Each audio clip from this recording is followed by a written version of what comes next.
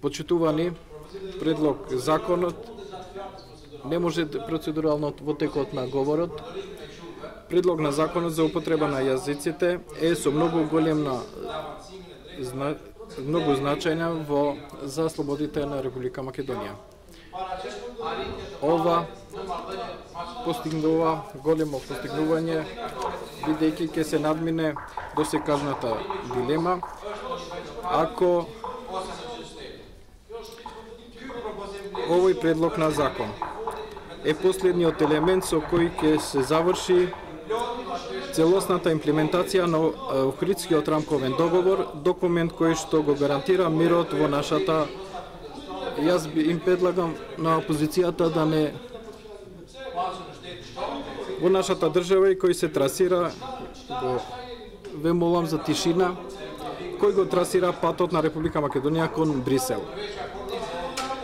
Охридскиот договор е дел од сите извештаи на Европската комисија, дел од високиот диалог на Европската унија, дел од состаноците во рамките на процесот за спогодбата на стабилизација и асоциација, дел од препораките на Прибе и групи од високите експерти.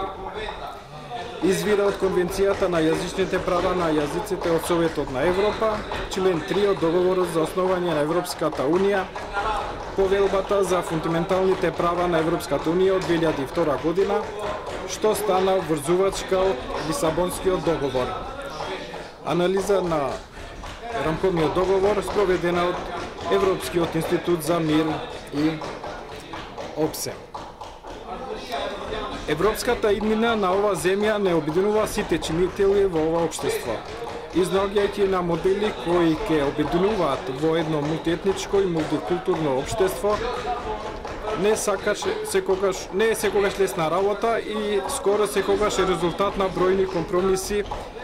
Толеранцијата секогаш се јавува во однос кон другите. Нема толеранција без другиот. Член 2 се вели дека и граѓаните кои што зборуваат најмалку 20%, исто така е службен јазик и ним, како што се предвидува со овој член. Според 3.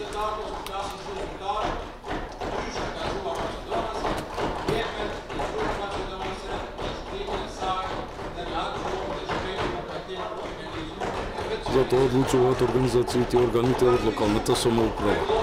Заселенувањето на Република Македонија, пристапот на Република Македонија кон Европската унија е важен сегмент.